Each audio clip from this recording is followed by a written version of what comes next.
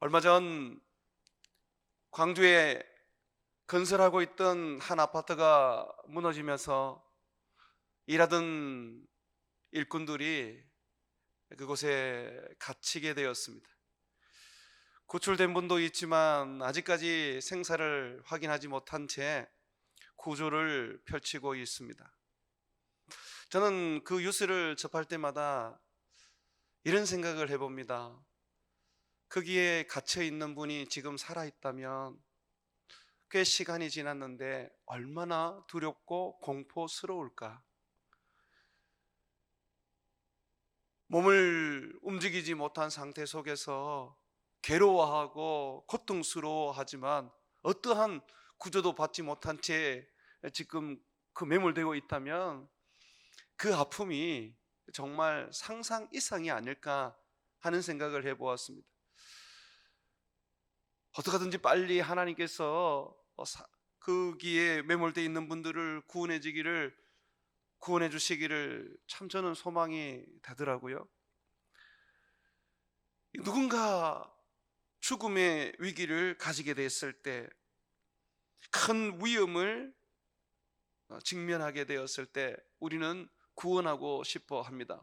우리도 모르게 우리의 목숨을 던져서 죽음의 위기 속에 있는 사람을 건져내지요. 우리는 그런 사람들을 의인이라 부릅니다.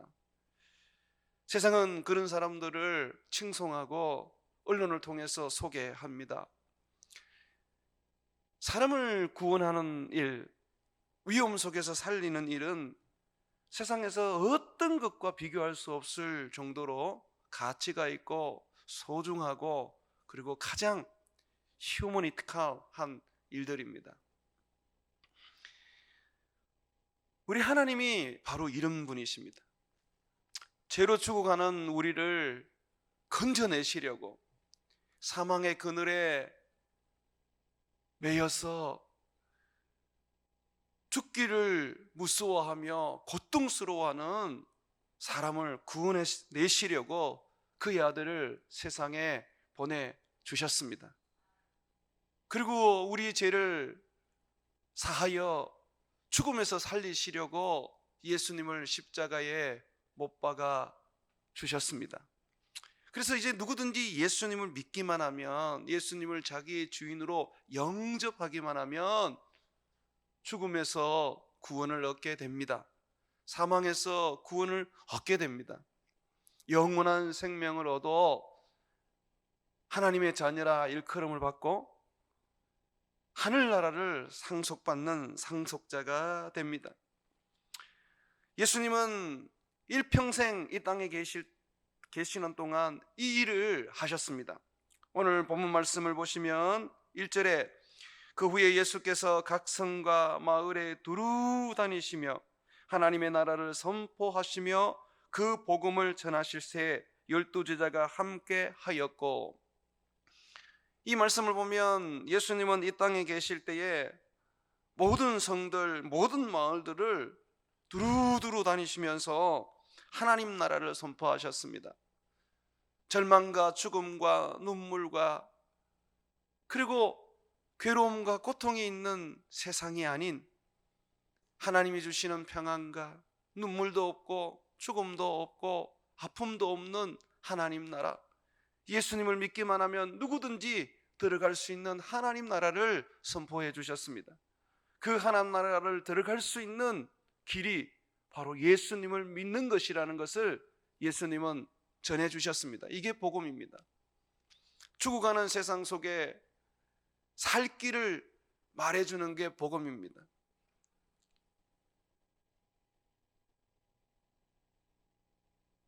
주님은 이 복음을 전하실 때에 12 제자들과도 함께 하셨습니다. 이 제자들에게 예수님이 이 땅 가운데에 하셨던 사람을 살리는 일, 사람을 구원하는 일을 직접 가르치시고 그리고 그것을 그들에게 맡기셨던 것이죠. 이 일은 12 제자들에게만 주어진 것이 아니라 오늘 예수 믿는 우리 모두에게 주어진 일입니다. 예수님께서는 마가복음 16장 15절에서 18절에 보게 되면 하늘나라로 성천하시기 전에 이런 명령을 하셨습니다. 너희는 온 천하에 다니며 만민에게 복음을 전파하라. 믿고 세례를 받는 사람은 구원을 얻을 것이요 믿지 않는 사람은 정죄를 받으리라. 제자들을 주님이 세우신 이유는 세상을 구원하기 위한 것입니다. 십자가에 못 박혀 죽으시고 죽음을 이기고 다시 사신 온 인류의 유일한 구원자, 유일한 그리스도, 유일한 생명의 주를 전파하여서 죽음에서, 고통에서, 저주에서 살리고자 하셨던 것이죠. 이것을 마태는 우리 주님이 우리에게 주신 지상 대명령 또는 대위임령이라고 말했습니다.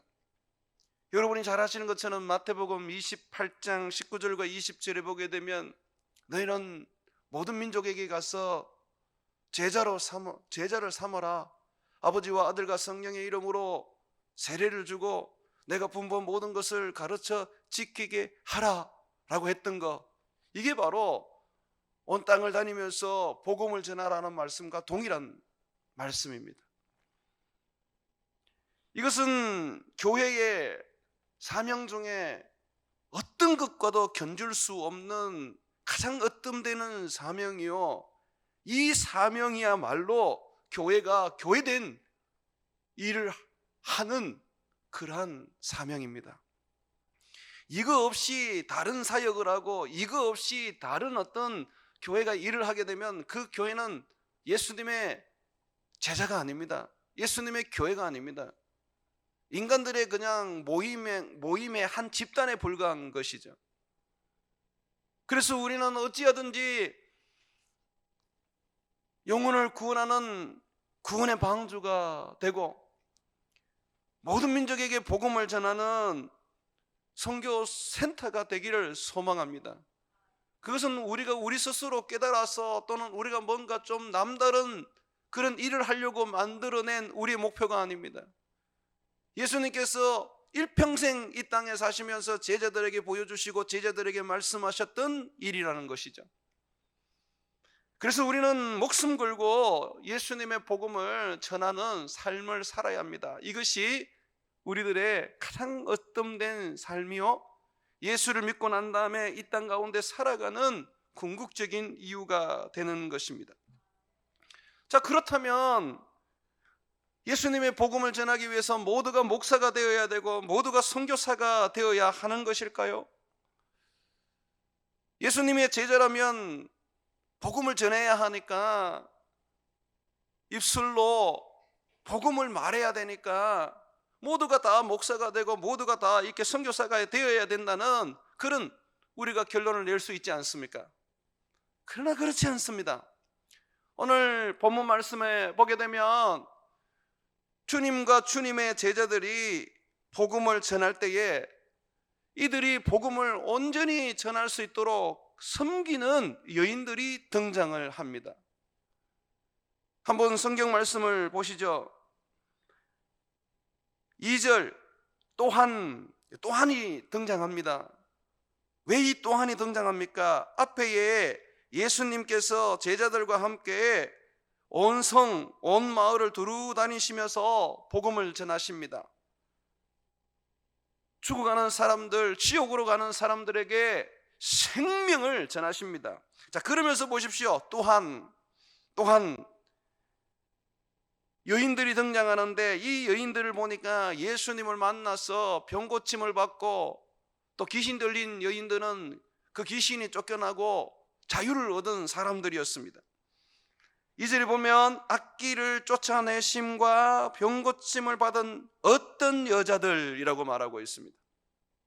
절망과 죽음 속에서 사탄의 그 권세 속에서 종살이하던 그런 지옥으로 가던 어떤 여자들, 그들을 주님이 고치고 그들에게 자유를 주시고 주님이 그들에게 구원을 주셨습니다. 이 여자들이 주님을 섬기게 되는데 보니까 누가 있느냐면 7 귀신이 나간 자 막달라인이라 하는 마리아, 소위 여러분들이 말하는 막달라 마리아입니다. 막달라 마리아. 이 마리아가 7귀신이 들어갔대요. 한두 귀신도 아니고 7귀신이 들어갔으니까 얼마나 이 여인의 삶이 피폐했겠습니까? 학자들은 이 여인은 아마 여자로서 가장 추악한 죄악을 저질렀을 것이다 라고 추론합니다. 이 7귀신, 음란의 귀신도 들어갔을 것이고, 그러니까 아마 창녀였을 것이다. 또 돈에 환장을 해서 거기에 목숨을 걸었던 그런 물욕에 사로잡힌 그런 여자였을 것이다. 뭐 이런 여러 가지 이야기를 하면서 한 7가지를 만들어내는데, 성경은 그 7가지에 대해서 얘기하지 않습니다. 그러나 분명한 것은 이 여자는 정상적인 생활을 할 수 없었던 그런 아주 처참한 여인이었습니다. 사단의 종 중에서도 종이었던 여인이었죠. 이 여인이 예수님을 만나서 고침을 받고 구원을 얻었습니다. 그러고 난 다음에 이 여인이 예수님을 섬기는데요, 이 여인뿐만 아니라 헤롯의 청지기 구사의 아내, 이 헤롯의 청지기 구사의 아내는 막달라 마리아와 비교한다면 완전 극과 극의 신분입니다. 당시 왕 헤롯의 청지기였으니까 거의 재무부 장관 정도로 생각할 수가 있습니다. 근데 이 사람의 아내였어요. 아주 신분이 높지요. 그런데 이 여인도 병에 걸렸거나 또는 귀신에 들렸던 것 같아요. 예수님께서 이 여인을 고쳤습니다. 고침을 받고 난 다음에는 이 여인은 막달라 마리아와 함께 예수님을 섬기는 자가 되었어요. 그리고 또 보십시오. 수산나와 다른 여러 여자들이 함께 예수님을 섬기는데 어떻게 섬깁니까? 자기들의 소유로 그들을 섬기더라. 오늘 예수님은 말씀을 통해서 예수님과 예수님의 제자들은 말로써 복음을 전하는 사역을 했지만, 예수님의 은혜를 입고 복음을 들어 구원을 얻었으며 병고침과 귀신에서 자유를 얻은 이 사람들은 물질로 그들은 사역을 했습니다. 신학적으로 말한다면 예수님과 제자들은 복음을 전하는 가는 선교사라면, 지금 등장하고 있는 이 여인들은 바로 보내는 선교사였습니다. 당시의 여자들은 사회의 전면에 나타날 수가 없었습니다. 여자들은 신분의 어떤 그 테두리 안에서 살다 보니까 제자들과 같이, 남자 제자들과 같이 복음을 전할 수는 없었습니다. 그렇다고 해서 그러면 그들은 주님이 주신 땅끝까지 복음 전하라 하는 일을 그냥 손 놓고 있었을까요? 아닙니다. 이들은 자기의 소유를 가지고 그 소유로 복음을 전하는 일에 헌신을 했습니다. 자, 그렇다면 여러분, 제가 오늘 설교 제목을 돈으로 선교를 할 수 있을까라는 질문을 던졌습니다. 돈으로 주님을 섬길 수 있을까 하는 이 제목이 오늘 설교 제목인데, 오늘 본문 말씀만 봐도 우리는 어떻게 답할 수 있습니까? 할 수 있단 말입니다. 예수님께서는 모든 것을 협력하여 선을 이루십니다. 주님은 놀랍게도 다양한 은사를 주시고 다양한 직분을 주십니다. 그래서 그 모든 것들을 하나로 만드셔서 결국은 주님의 영혼을 구원하는 일에 열매를 맺게 하십니다. 예수님과 제자들이 복음을 전해서 사람을 구원했다고 했을 때, 그들이 복음을 전했기 때문에 그들이 구원을 전한 주체로 끝나지 않습니다. 물질로 복음을 전할 수 있도록 헌신했던 이 여인들, 그들은 함께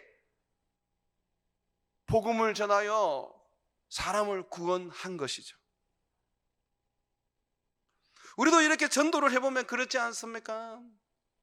나 혼자 복음을 전할 때가 있지만 잘 안 돼요. 그래서 어떤 사람들에게 기도를 부탁하기도 하고, 또는 어떤 사람들에게 그냥 함께 좀 따라가 달라고 부탁하기도 합니다. 그래서 그냥 기도만 했는데, 전도하는데 그냥 옆에 서 있기만 했는데 그냥 영혼이 구원이 돼요. 그러면 이 구원된 영혼은 누가 추수를 한 것입니까? 전도한 사람, 그 한 사람의 열매입니까? 기도한 사람은 어떻게 되는 거죠? 그 옆에 서 있는 사람은 어떻게 된 것이죠? 함께 영혼을 구원한 것이고, 함께 그들은 하나님으로부터 칭찬을 받고 착하고 충성된 종이라는 평가를 받게 될 것입니다. 내가 비록 선교지에 나가지 못한다 할지라도, 또 나는 말이 어둔하여서 전도하는 일에 있어서 잘 못한다 할지라도 괜찮습니다. 하나님이 내게 주신 은사를 가지고 복음을 전하는 일에 섬기면 됩니다.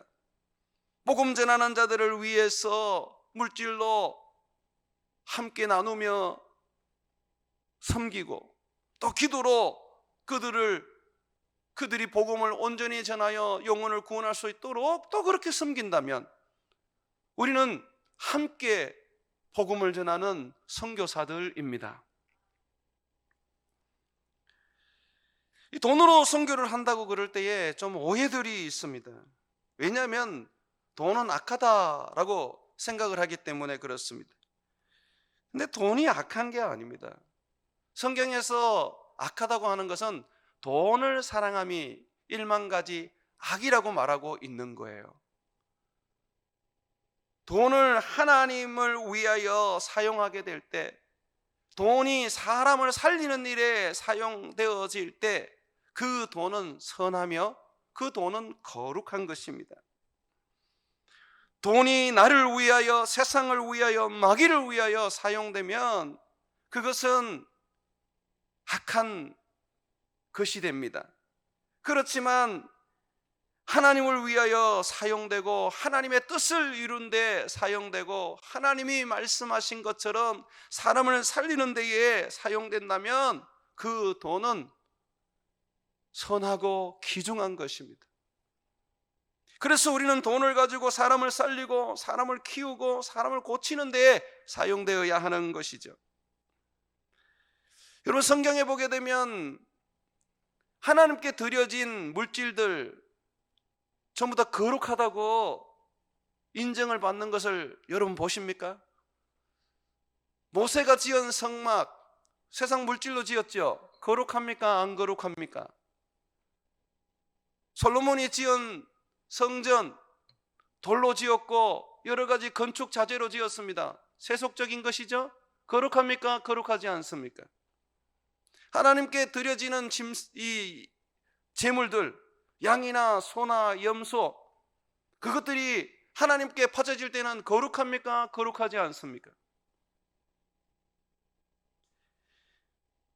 무엇을 가지고 도대체 거룩하다고 말하고 또는 더럽다고 말할 수 있습니까?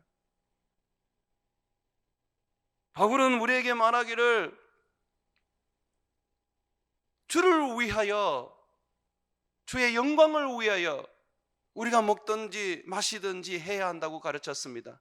그렇다면 주를 위하여 먹고 주의 영광을 위하여 우리가 입고 또 세상의 것을 사용한다면 그것은 바로 하나님의 거룩한 것이 되는 것이죠. 하나님 앞에 드려지는 속죄의 예물 중에 돈이 있습니다.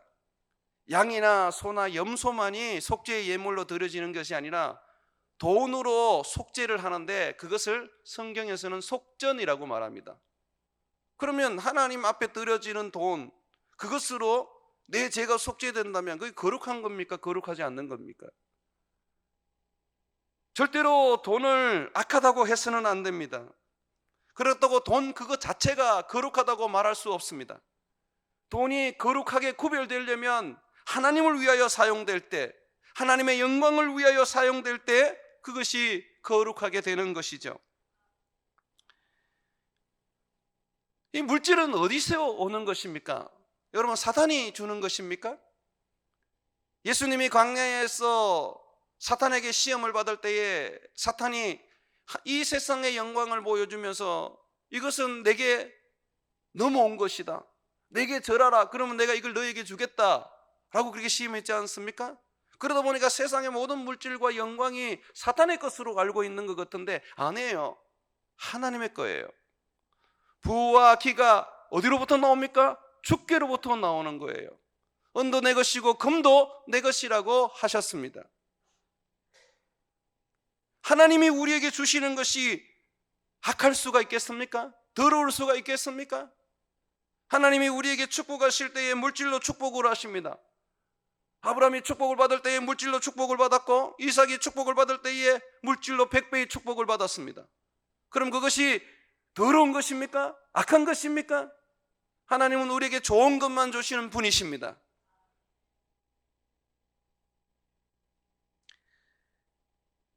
성경은 말입니다, 때로는 이 하나님이 주신 물질과 또 우리의 몸 그리고 우리가 가진 모든 이 소유를 하나로 연결해서 쓸 때가 있습니다.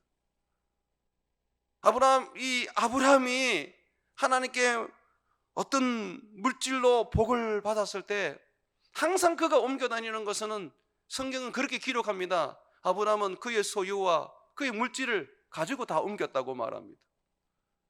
맨몸으로 외갓집에 갔던 야곱은 그곳에서 하나님이 주시는 물질로 큰 부자가 되었습니다. 그가 거기에서 나와서 아버지 집으로 돌아갈 때 성경은 어떻게 이야기하고 있습니까? 하나님이 그곳에서 주신 그의 물질과 소유와 가족을 다 데리고 하나님께서 돌아가라고 하신 그 고향으로 돌아갔다고 말합니다. 여러분 구약 성경을 한번 쭉 읽어보시면 참 놀랍게도 우리 자신과 물질이 이렇게 결합이 되어 있는 것을 보게 됩니다. 그러다 보니까 우리 자신을 하나님 앞에 어떤 헌신을 할 때 하나님은 주로 어떻게 헌신하게 하십니까? 우리가 가지고 있는 소유, 제사를 지낼 때는 양이나 염소로 헌신을 하게 하시고 또 물질로 헌신을 하게 하시죠. 그래서 나온 게 뭡니까? 11조 아닙니까?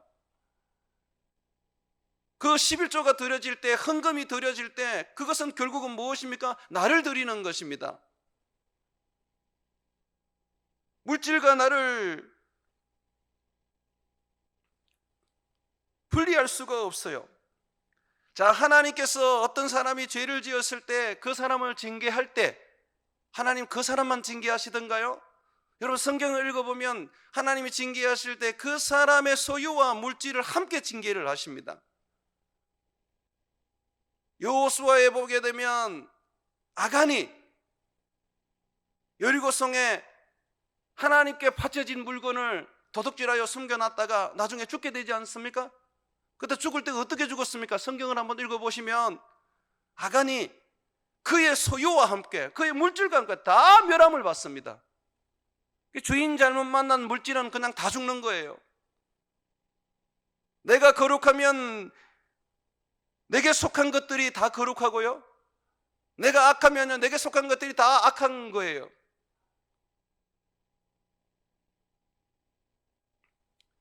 또한 이 물질은 우리 마음과 분리되지 않습니다. 이건 성경을 한번 찾아봅시다. 마태복음 6장 19절에서 21절입니다. 마태복음 6장 19절에서 21절에 보게 되면 이건 예수님이 그렇게 말씀하시는 거예요. 마태복음 6장 19절에서 21절에 보게 되면 너희를 위하여 보물을 땅에 쌓아두지 마라. 거기는 좀과 등록을 해하여 도둑이 구멍을 뚫고 도둑질하느니라. 오직 너희를 위하여 보물을 하늘에 쌓아두라. 여러분, 주님이 지금 재산을 모으라고 말합니까? 모으지 말라고 말합니까? 지금 돈을 벌라고 말합니까? 돈을 벌지 말라고 말합니까? 이 물질이 영적인 것입니까? 아니면 정말 이 보물이 지금 우리가 말하는 지금 재물을 말하는 것입니까? 이게 재물이잖아요. 그것을 땅에 쌓아두지 마라 그럽니다. 세상을 위하여 사용하지 말라고 말합니다. 너를 위하여 사용하지 말라고 말합니다. 그럼 어떻게 하라 그래요? 이것을 하늘에 쌓아두라 그래요. 하늘에 저축을 하라 그럽니다. 거기는 좀이나 등록이 해야지 못하며 도둑이 구멍을 뚫지도 못하고 도둑질도 못하느니라. 참 놀라운 하나님의 가르침 아닙니까? 내가 이 땅에서 벌었는 거, 이 모든 것들이 고스란히 하늘로 옮길 수 있는 그런 방법을 주님 말씀해 주십니다. 하늘에 쌓아두래요. 하늘에 쌓아두는 것이 뭡니까? 주를 위하여 쓰라는 거예요. 주의 뜻을 위하여 너에게 주어진 것을 사용하라고 말씀하시는 거예요. 그러면서 21절의 말씀을 보십시오. 내 보물 있는 그곳에는 내 마음도 있느니라. 그 마음이 있지 않습니까? 내가 세상적으로 향해 있는 게 거기에 보물이 있기 때문에 그래요. 내 마음이 하늘에 있는 사람은 거기에 보물이 있어서 그래요. 놀랍게도 영혼을 구원하기 위하여 전도하고 선교하는 데에 자기의 물질을 아끼지 않고 헌신하는 사람들은 보면 항상 그 사람들은 하늘의 마음이 있어요.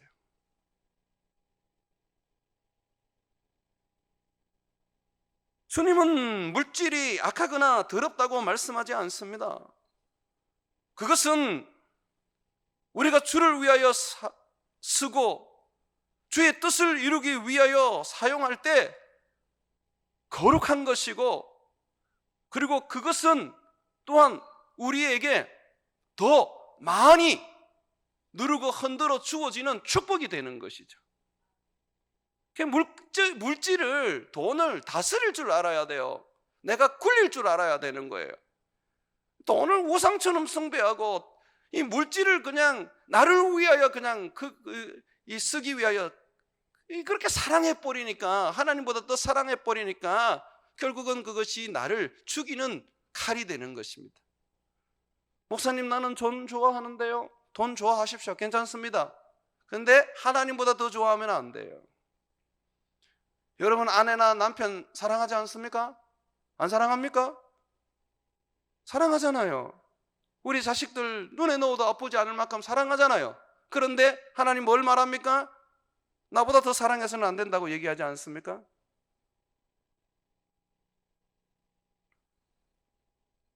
돈에 관심 없이 사는 것이 마치 거룩한 삶인 것처럼 여겨서는 안 됩니다. 자기는 돈에 관심이 없이 살아갈 수 있습니다. 저는 그 삶에 대해서 인정하고 그 삶이 또한 경건한 삶의 하나라고 저는 생각합니다. 그렇다고 해서 다른 사람이 돈을 모으고 돈을 축적하고 그 돈을 쌓는 것을 가지고 비난하시면 안 돼요. 그가 그것을 가지고 주를 위하여 쓴다면 그 사람은 어찌 보면 오늘 성경에 나와 있는 막달라 마리아나 수산나나 요한나나 또 여러 여자들이 주님 앞에서 복음을 전하기 위하여 섬겼던 선교사적인 삶을 사는 것과 동일한 것입니다. 돈으로 선교할 수 있는 거예요.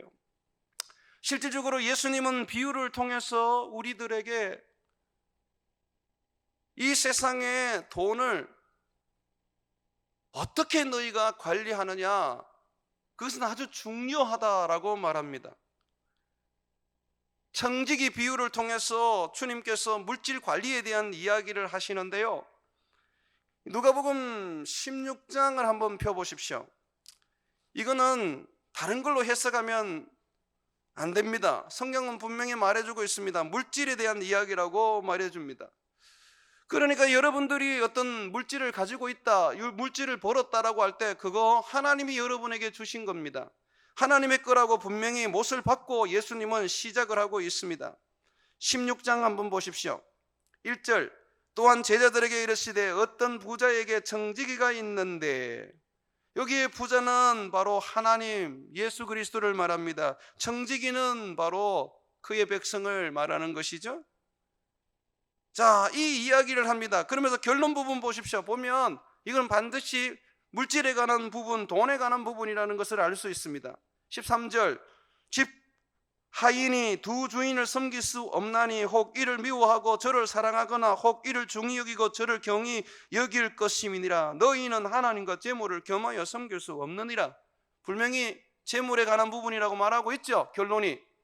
자, 이 결론에 보게 되면 이 부자 주인이 이 자기 종에게 소유를 맡겼습니다. 이걸 잘 사용해라 하고 이렇게 맡겼어요. 그런데 이 사람이 낭비를 하는 거예요. 여러분 1절 한번 보십시오. 그가 주인의 소유를 낭비한다는 말을 그 주인이 들린지라.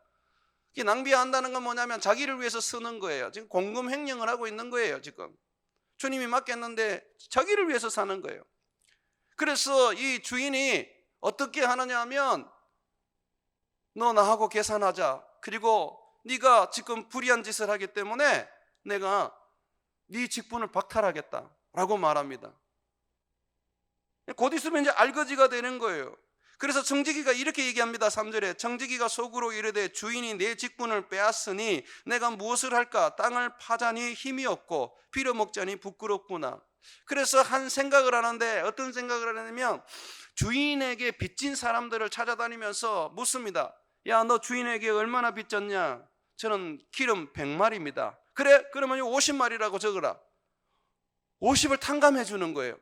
또 어떤 사람을 만나서 말합니다. 너 얼마나 빚졌냐 우리 주인에게? 저는 밀 100석입니다. 아 그래? 그러면 너 80이라고 적어라. 20을 탕감해 주는 거예요. 완전히 주인의 돈을 어떻게 합니까? 지금 또 낭비하고 있어요.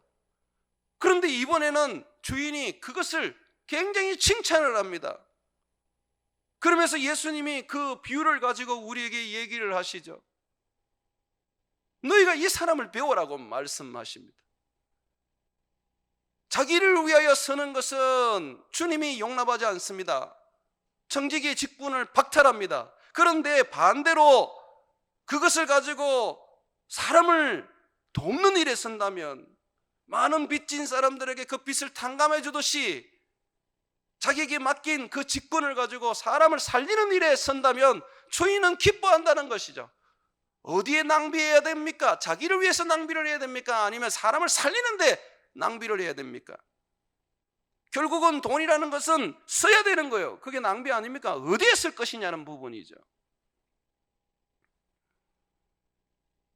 그래서 주님께서 오늘 우리에게 이런 얘기를 합니다. 9절에 보면 내가 너희에게 말하노니 불의의 제물로 친구를 사귀라. 그리하면 그 제물이 없어질 때에 그들이 너희를 영조할 처소로 영접하리라. 여기 보시면 사람을 사라 그래요. 불의의 제물을 가지고 사람을 얻으라고 말해주고 있는 것이죠. 성도들이 하나님 앞에 드려진 이 제물, 이 헌금은 주님의 것입니다. 우리 마음대로 쓰면 안 돼요. 우리를 위해서 써버리고 우리의 유익을 위해서 써버리면 결국 우리는 직분을 박탈당하는 일을 당합니다. 여러분들이 이 교회 아래서 하나님의 물질적인 복을 받고 있다면 저는 이 복이 더 넘치기를 원합니다. 그런데 교회가 잘못 섣부리면 여러분에게 임하던 그 복이 딱 끊겨버려요. 그래서 매의 눈으로 교회를 살펴봐야 돼요. 제대로 교회가 쓰고 있는지, 사람을 살리는 데 쓰고 있는지, 사람을 키우는 데 쓰고 있는지, 사람을 고치는 데 쓰고 있는지. 오늘 성경의 말씀처럼 막달라 마리아나 수산나나 요한나나 여러 여자들이 자기의 재물을 가지고 주님의 복음을 위하여 섬겼던 것처럼 그렇게 하고 있는지 그게 봐야 돼요. 그래서 우리는 어떻게 보면 이 재정을 사용하는 데 있어서, 내 개인도 마찬가지지만요, 교회가 재정을 사용하는 데 있어서 이 우선적인 어떤 원칙을 정해놔야 합니다. 복음 전하는 데 써야 됩니다. 선교사 보내는 데 써야 됩니다. 이게 안 되면 결국은 우리는 주님의 것을 우리를 위하여 써버리는 불의한 청지기가 되어버리는 것이죠.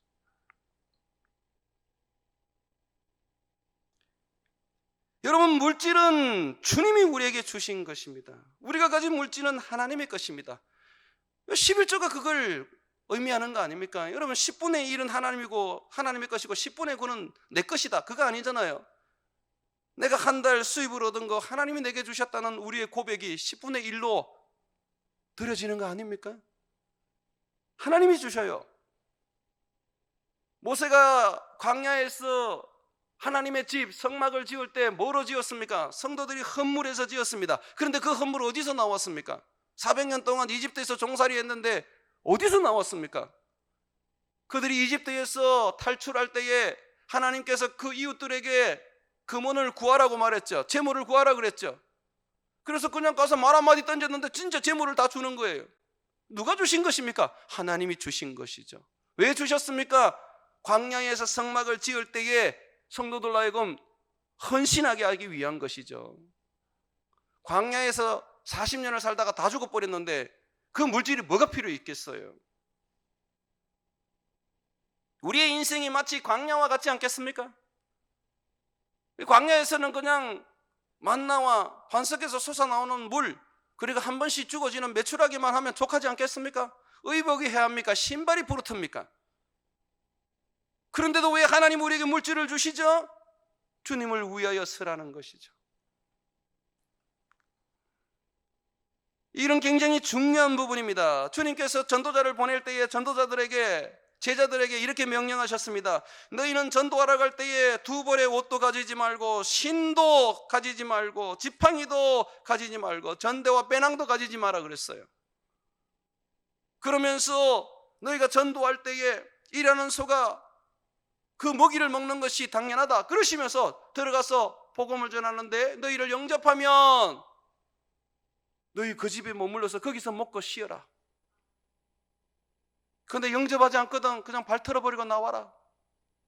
그 영접하는 자에게는 주님의 평안을 구하라 그랬어요. 성령을 구하라 그랬어요. 하나님이 그것이 넘치는 물질을 주시는 것이죠.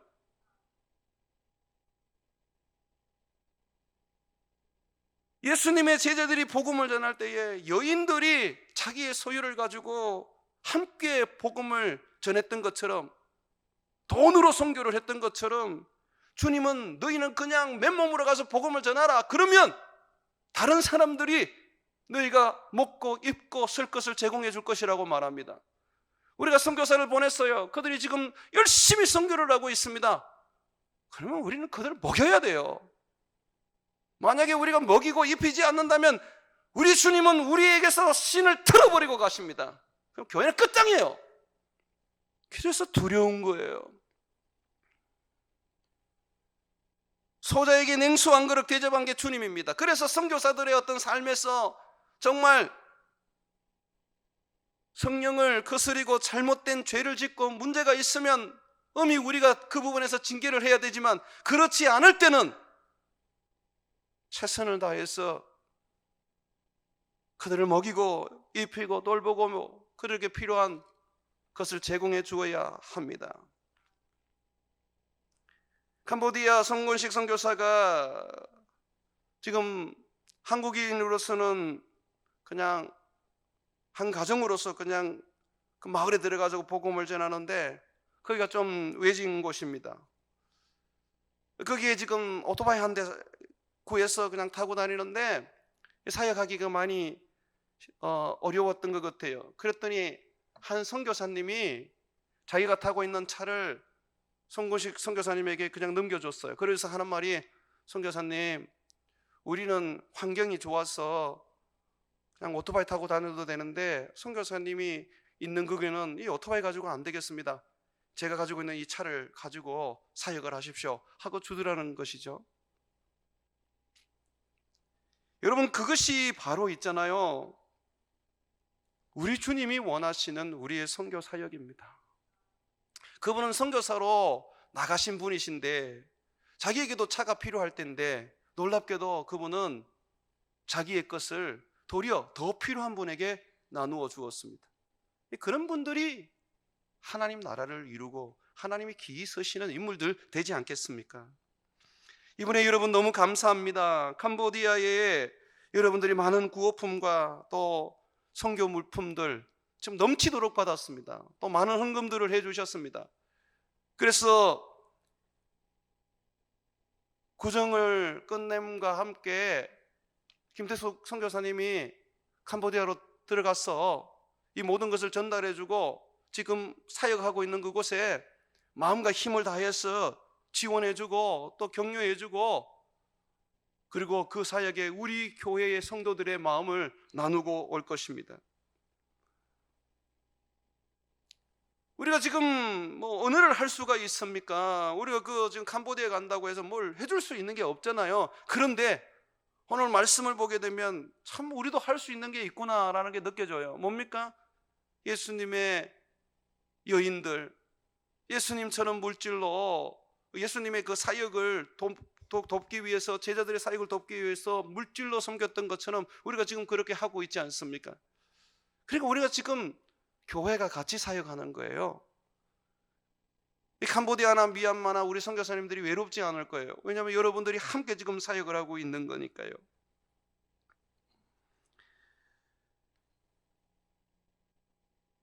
우리는 물질로 선교하는 것이 우리 교회의 사명인 줄 알아야 합니다. 선교사를 보내고 선교사를 또 훈련해서 또 세우는 것도 중요하지만 물질을 보내는 것도 중요합니다. 그래서 여러분들이 하나님 앞에 드려지는 이 헌금 참 힘써서 애써서 여러분들이 많이 드리고 있는데요, 이거 반드시 주님 복음 전하는데 온전히 쓸 수 있도록 해야 됩니다. 그럴 때 우리 주님께서 기뻐하세요. 그래서 여러분, 선교를 이렇게 보게 되면 주로 이 선교사를 세 부분으로 나눌 수가 있어요. 예수님처럼, 예수님 제자처럼 직접 복음을 전하는 이 가는 선교사가 있고요, 저와 같은 사람들이죠. 그리고 물질로 섬기는 보내는 선교사가 있어요. 그리고 또 하나가 있어요. 제가 오늘은 시간이 없어서 다 설명을 못하는데 기도하는 선교사가 있어요. 바울은 감옥에 갇힐 때마다 항상 교회에 편지를 보내서 나를 여기서 좀 풀려나도록 기도해달라. 그래야 내가 복음을 전한다. 너희가 기도하면 하나님 들으시고 나로 하여금 여기서 나와서 복음을 전하게 해 주실 것이다. 확신 있게 얘기하거든요. 사실 베드로가 감옥에 갇혔을 때도 내일이면 죽는데도 천사가 그 밤에 가서 구원해내지 않습니까? 왜 구원해냅니까? 교회가 밤새도록 기도하니까 그런 거예요. 그래서 여러분, 제가 명절, 구정 명절 쉬고 3일부터 우리 캄보디아 교회를 위해서, 그리고 미얀마 교회를 위해서, 또 우리 교회를 위해서, 또 우리 자녀를 위해서 한 40일 작정 기도를 시작할까 싶어요. 교회에 공식적으로 하지 않고 그냥 거기에 마음이 있는 분들만 자원해서 함께 한 40일 동안 선교를 두고 기도하고 싶어요. 캄보디아 교회에 지금 세워진 지 얼마 안 됐는데 그 40일 동안 우리 김태숙 목사님이 지금 캄보디아 들어가시거든요.